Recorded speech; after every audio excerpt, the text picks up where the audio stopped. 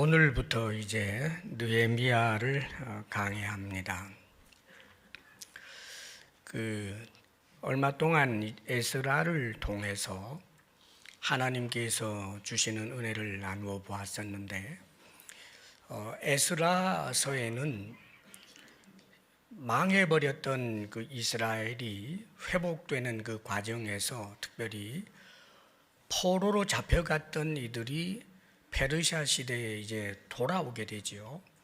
그래서 1차 포로 귀환 스룹바벨을 중심으로 해서 돌아온 사람들에 의해서 성전이 건축되는 내용, 또 한 가지는 이 1차 귀환이 있고 난 다음에 한 80년 정도 세월이 흘러서 그 다음 에스라가 이제 주도해서 2차 귀환이 이루어지지요.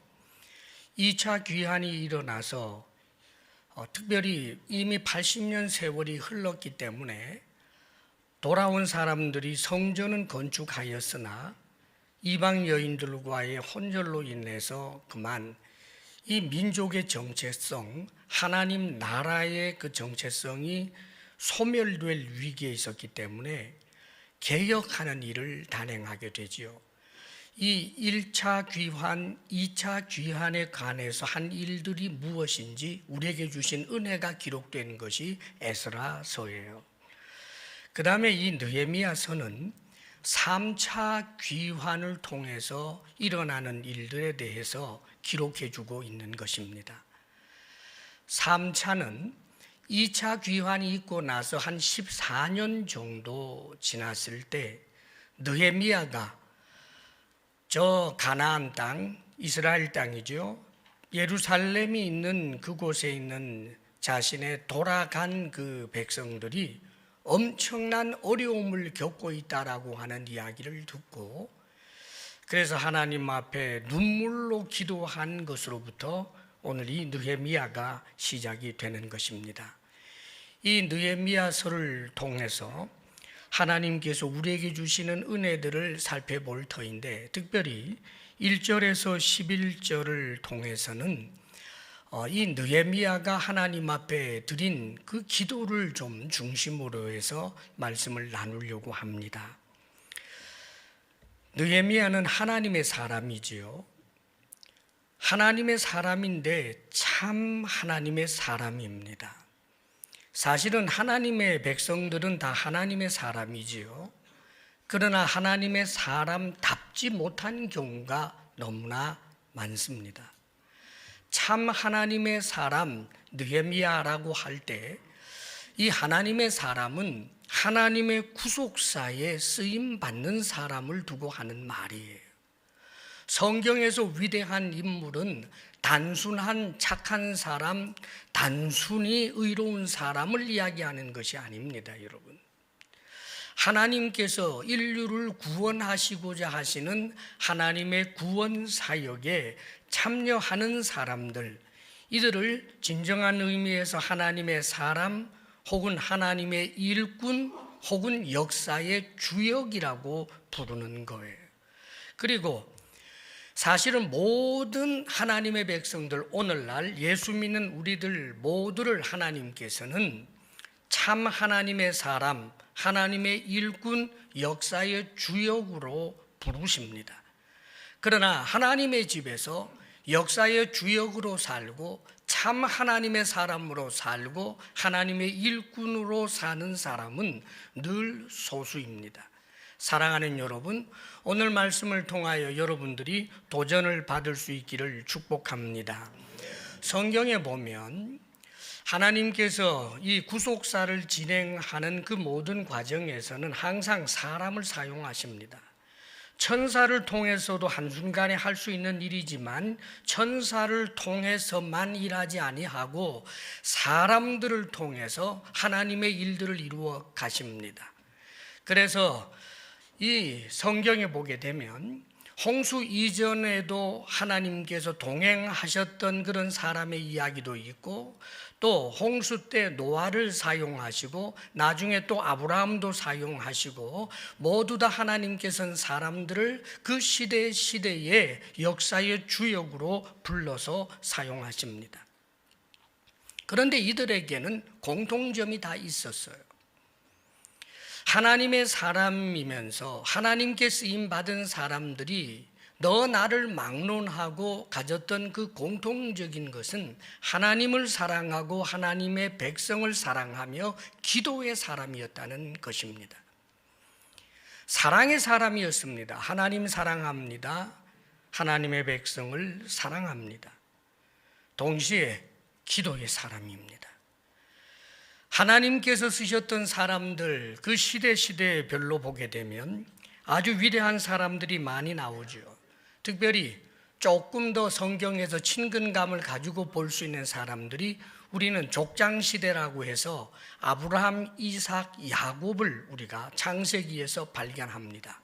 아브라함도 기도의 사람, 이삭도 늘 들녘에 나가서 하나님과 독대하며 경건의 시간을 가졌던 기도의 사람, 야곱도 처음에는 대단히 잘못된 사람이었으나 하나님을 만나고 나서부터는 얼마나 하나님 앞에 기도하는지 기도를 씨름하듯이 했던 사람, 야곱 아닙니까?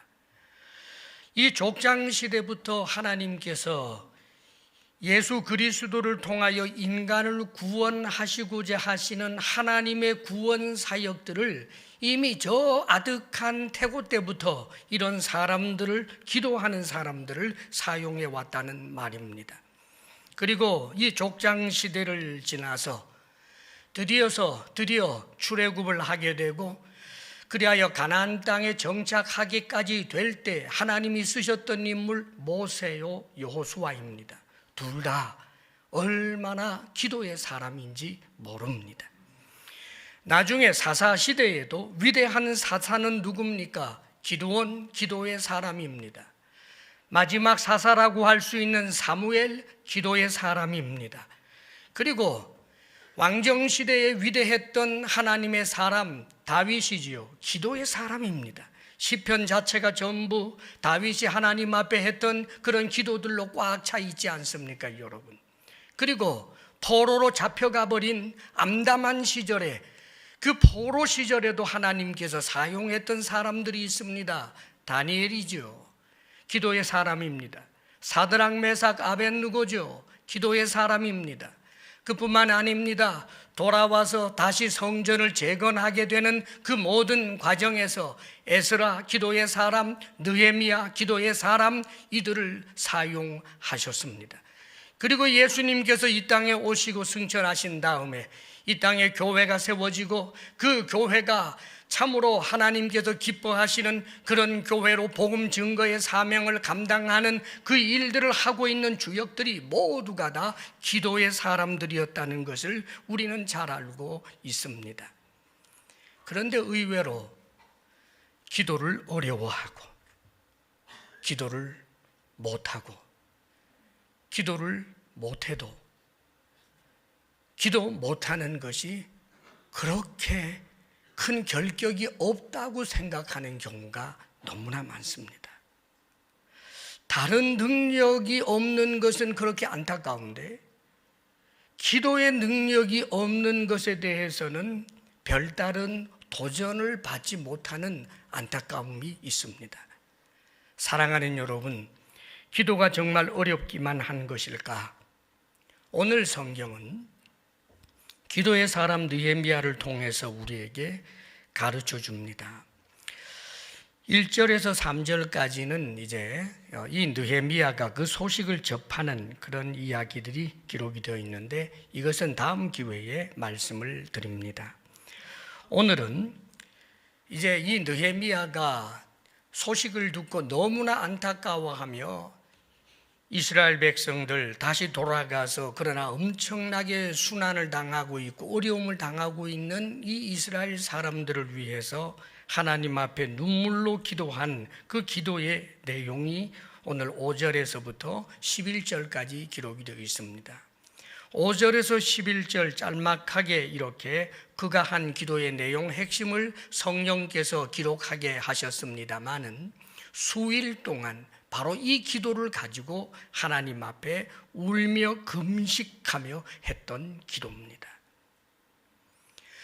자, 이 느헤미야가 어떻게 기도했을까? 5절 말씀 우리 같이 한번 읽어봅니다. 5절 다 같이 시작.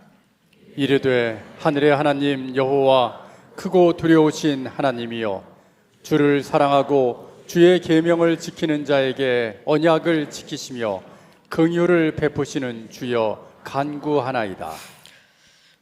기도를 하는데 기도를 들으시는 하나님, 기도를 받으시는 하나님, 그 대상을 정확하게 알고 그 기도의 대상을 향해 기도하고 있는 거예요. 막연한 바램과 소망을 그냥 뇌까리는 게 아니고, 혹은 누가 들어도 상관없다는 듯이 독백하는 것도 아니고, 기도를 할 때는 반드시 내가 기도하는 그 대상, 우리 하나님에 대하여 분명히 알고 그렇게 기도해야 하는 것입니다. 지금 느헤미야는 하나님을 향하여 기도할 때 어떤 하나님인지 분명히 알고 있고 믿고 있습니다. 하늘의 하나님 여호와여, 하늘의 하나님, 땅의 하나님, 하늘의 하나님. 사랑하는 여러분, 이 땅에 속하여 썩어지고 없어지고 약한 그런 하나님이 아니고 이 땅과는 완전히 구별되는 하늘의 하나님 여호와라고 표현합니다. 질적으로 다르다는 거예요. 땅에 속한 것과는 질적으로 다른 분, 그렇지요. 그분은 땅과 그 모든 것을 만드신 분 아니십니까, 여러분?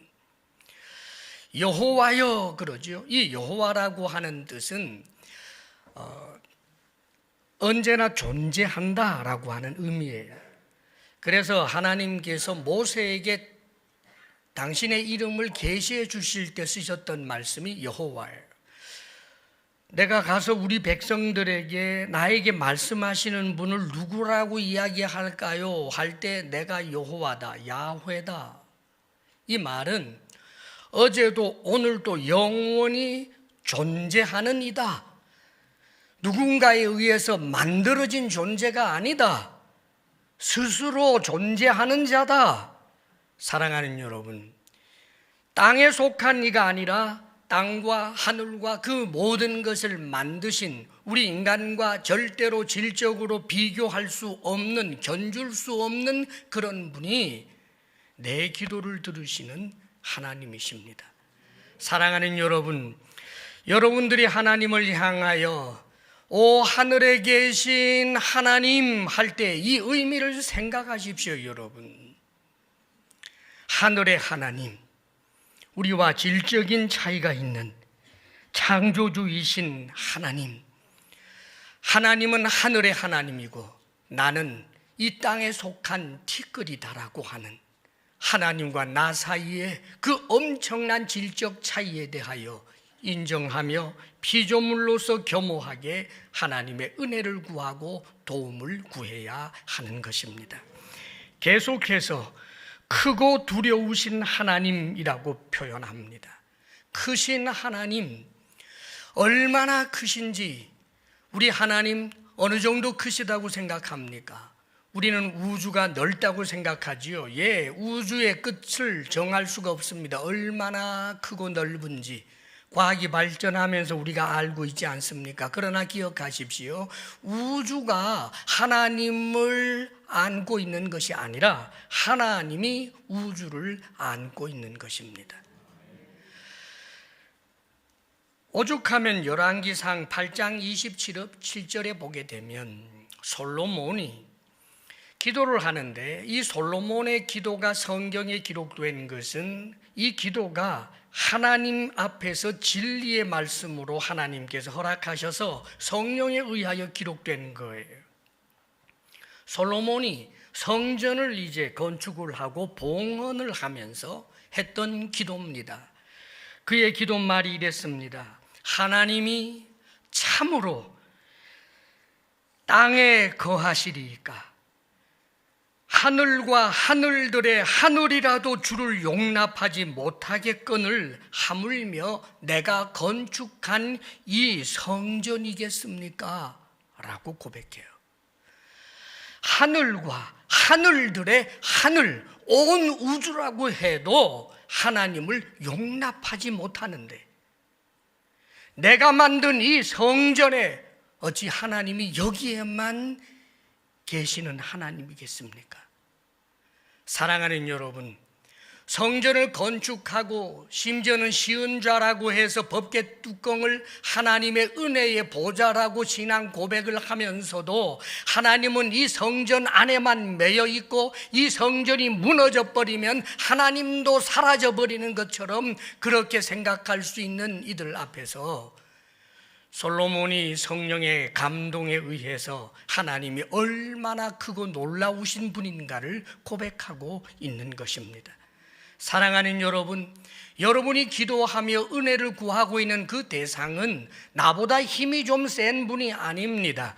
나보다 지위가 조금 더 높은 분, 가방끈이 더 좀 긴 분, 나보다 더 세상 연륜이 풍부한 분 정도가 아닙니다. 우주조차도 담아낼 수 없는 크신 하나님, 바로 그분에게 우리가 기도하고 있다는 사실을 우리는 기억해야 합니다. 동시에 이 크신 하나님을 두려우신 하나님이라고 그렇게 고백하기도 합니다. 왜 두렵습니까, 여러분? 너무나 크기 때문에, 또 하늘에 계시기 때문에 땅의 일에 대해서는 상관도 하지 않을 수 있다고 착각하기 쉬운 우리들에게 하는 말이에요. 우리가 자동차를 타고 고속도로를 달릴 때 아름다운 산천을 보면서 아름답다 하면서 그냥 지나갑니다. 그러나 그 산과 들 속에 들어가 보게 되면 거기에 치열한 어떤 일들, 그 벌레들 혹은 작은 곤충들과 작은 짐승들이 살아내기 위하여 치열한 그런 일들이 얼마나 많은지 모릅니다, 여러분. 우리는 특별히 연구하지 않고는 알 길이 없지요. 그래서 사실 사람의 삶과 저 곤충의 삶이 별로 상관이 없어 보입니다. 사랑하는 여러분, 하나님은 너무너무 크시기 때문에 우주조차도 품어 안아버리시는 분이기 때문에 너무 크고 놀라워서 땅의 티끌과 같은 이 존재, 내가 한 생각, 내가 한 짓거리, 그것이 무슨 상관이 있겠느냐? 그렇지 않습니다, 여러분. 그 크고 놀라우신 창조주이신 하나님께서 땅 속에 있는 지렁이에서부터 하늘에 날아다니는 저 참새까지, 그리고 인간의 생사화복을 주관하시는 하나님, 우리의 앉고 서는 것을 아시는 하나님, 내 마음속에 품고 있는 생각을 알고 계시는 하나님, 그런데 그분은 전능하신 하나님이기에 우리의 죄에 대하여 심판하시는 분이어서 두려우신 하나님이라고 고백하고 있는 것입니다. 사랑하는 여러분, 하나님이 여러분에게 어떤 존재입니까? 이 세상에 많은 종교들이 자신들이 기도하는 기도의 대상이 있습니다. 심각하게 생각하지 않고 합니다. 달마도 앞에서도 기도합니다. 사랑하는 여러분, 우상 만들어 놓고 기도합니다. 심지어는 아무것도 없지만 그저 천지신명, 막연하게 천지신명이여 하며 기도합니다. 산신이여 하면서 기도합니다. 이렇게 과학이 발달해도 여전히 배를 띄울 때 저 해신에게 기도합니다. 사랑하는 여러분, 거기에 정말 심각성이 있습니까? 정말 알고 기도하는 것입니까? 일본과 같은 경우에도 심지어는 아주 탁월한 드라마 배우를 자신의 신으로 삼아서 아침 저녁으로 그 앞에 향 꽂아놓고 암흑의 배우님 나를 도와주세요 합니다. 사랑하는 여러분, 우리나라도 오랜 세월 따라 그렇게 해오지 않았습니까? 살아서 나를 도울 수 없었던 할아버지가, 할머니가, 아버지가, 어머니가 죽으면 마치 나를 도울 수 있는 것처럼 조상의 음덕으로 우리가 산다고 말합니다. 사랑하는 여러분, 그렇게들 말하지만 정말 심각하게 정말 믿고 있는 것입니까? 우리가 믿는 하나님은 그런 이가 아닙니다, 여러분. 하늘의 하나님이요, 여호와 하나님, 크고 두려우신 하나님, 천지를 창조하시며 우리의 삶을 주관하시는 그 하나님이라는 사실을 기억해야 하는 것입니다. 그러나 여러분, 우리가 기도하는 대상이신 하나님이 하늘의 하나님이요 전능하신 하나님이시지만 우리에게 늘 두렵기만 한 하나님이라면 얼마나 끔찍하겠습니까? 그런데 계속해서 이렇게 고백합니다. 주의 계명을 지키는 자에게 언약을 지키시며 긍휼을 베푸시는 주여 간구하나이다. 사랑하는 여러분, 언약에 신실하신 하나님 쪽에서 우리에게 언약을 주셨는데 그 언약에서 하나님 쪽에서는 하나님 마음대로 폐기해 버리시는 그런 하나님 아닌 분, 믿음직스러운 분, 변덕스럽지 않은 분, 그렇습니다. 여러분, 우리가 예수님을 믿음으로 안정을 찾을 수 있는 이유는 예수 믿는 이에게 구원을 주시겠다고 언약을 세우신 분이 내가 아니라 하나님이기 때문입니다. 하나님께서 우리를 도와주시겠다, 인도해 주시겠다 하셨기 때문에 그 사실을 믿고 있는 자들은 하나님의 인도하심을 믿고 힘을 얻게 되고 하나님의 도우심을 따라서 능히 이기며 살아갈 수 있게 되는 것입니다. 언약에 신실하신 분이 우리 하나님이시기 때문입니다. 동시에 이분은 긍휼이 풍부하신 하나님, 긍휼이 얼마나 많으신지, 사랑이 얼마나 많으신지 모릅니다. 때때로 우리 쪽에서 언약을 깰 때가 있습니다. 하나님의 언약 앞에 우리는 성실하지 못한 것, 그것이 우리의 민낯 아닙니까, 여러분? 그러나 그럴 때마다 우리를 참으로 율법의 냉엄함으로 우리를 심판하신다면 살아있을 자가 어디에 있겠습니까? 마치 그 부모가, 아기 엄마가 어린 아기를 보면서 긍휼히 여기는 것처럼 똥을 싸도 오줌을 싸도 성가신 것은 뒤로 던지고 그 아이에 대한 안타까움으로 사랑과 긍휼로 돌보는 그 엄마의 마음처럼 그리하여 계속하여 긍휼과 사랑으로 돌보는 것 아닙니까? 이 아이가 점점 자라서 성숙해질 때까지 엄마의 사랑과 긍휼은 계속해서 쏟아 부어져 가는 것입니다. 하나님께서 우리에게 그렇게 대하십니다. 크고 놀라우신 그 능력의 하나님이 나를 긍휼히 여기시지 아니하시고 사랑하시지 않는다면 나와 무슨 상관이 있겠습니까? 다만 나에게 너무 무서운 분일 뿐이겠지요.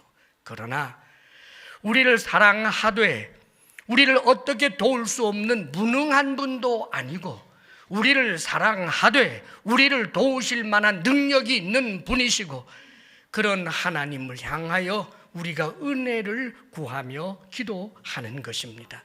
사랑하는 여러분, 하나님 앞에 기도할 때 여러분이 하나님의 이름을 부를 때 그 이름 앞에 여러분들이 여러 가지 이제 서술되는 표현들이 있을 것입니다.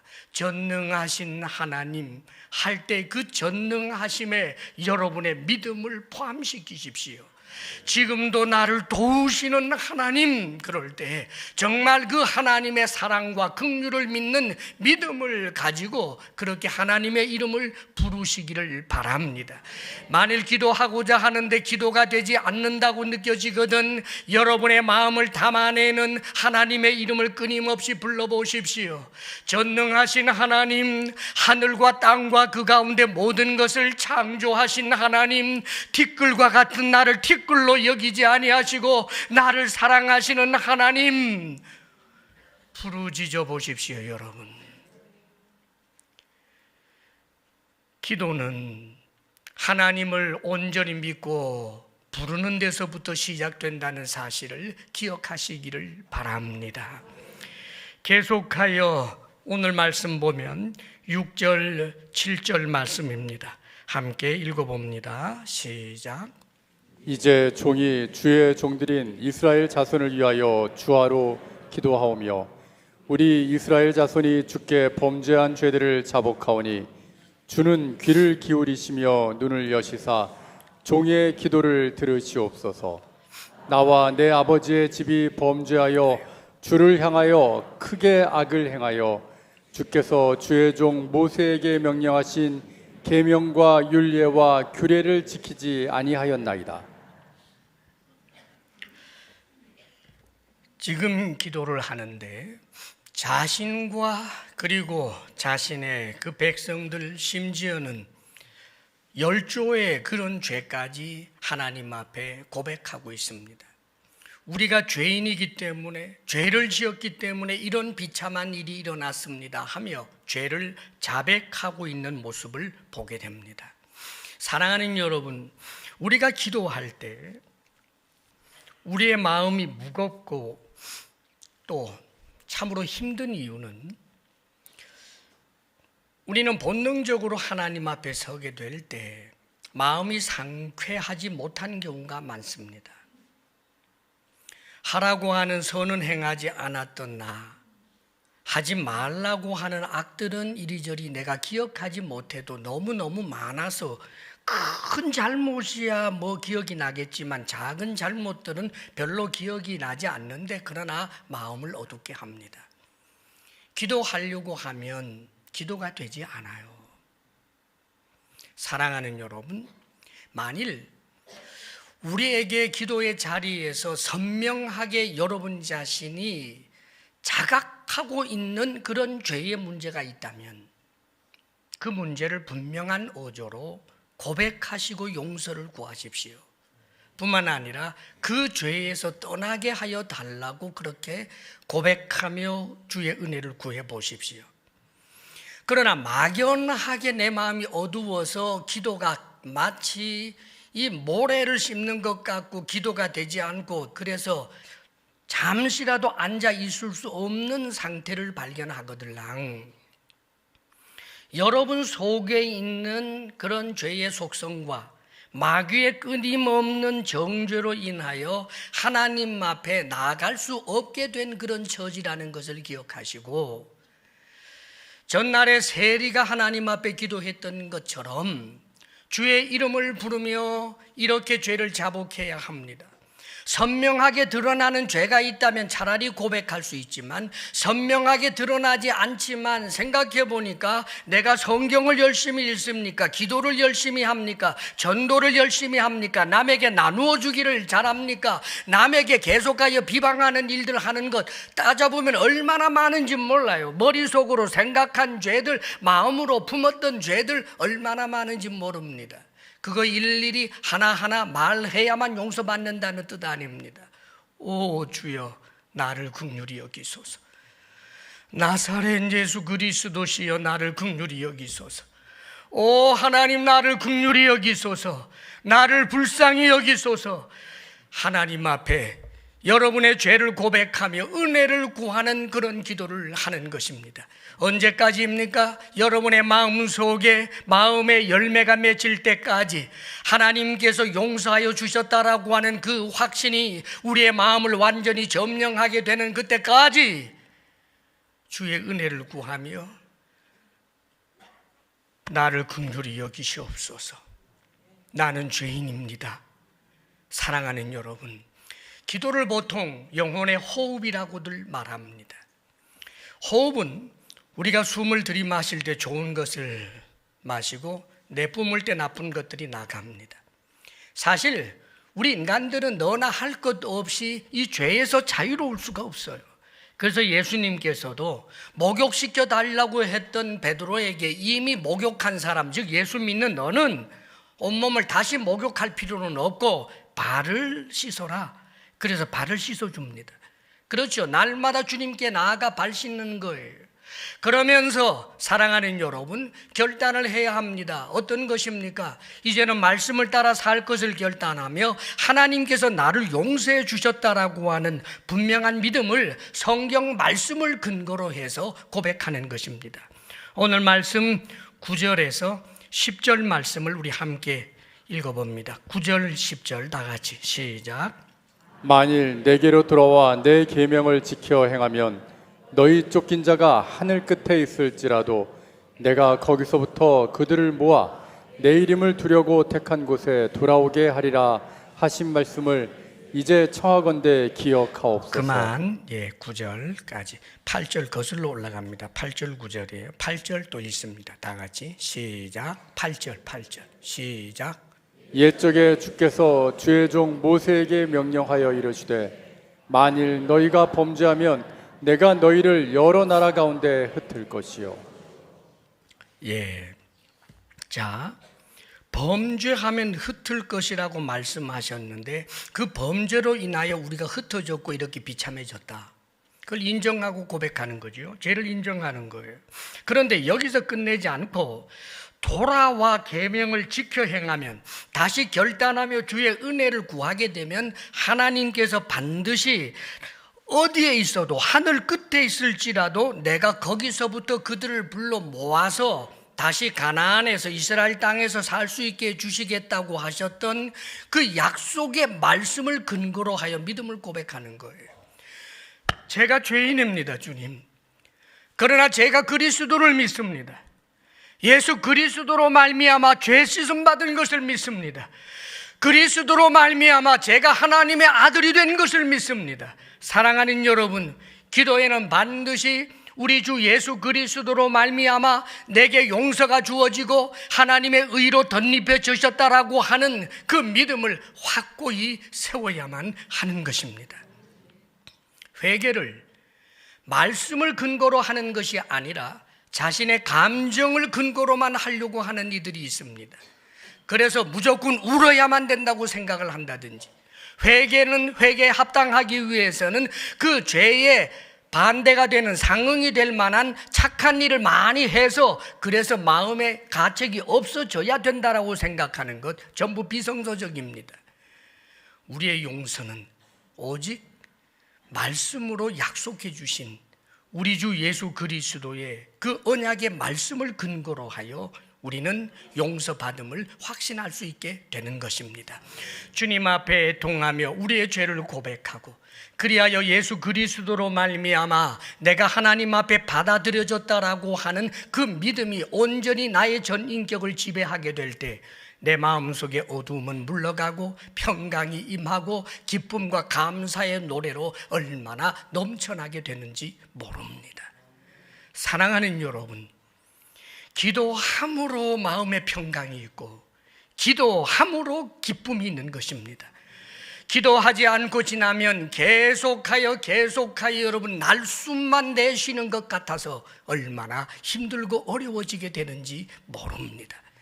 사랑하는 여러분, 그러면서 이 느헤미야가 했던 기도의 내용 가장 중심이 결국은 무엇을 위한 기도였는지 10절 11절 말씀입니다. 우리 함께 읽어봅니다. 시작.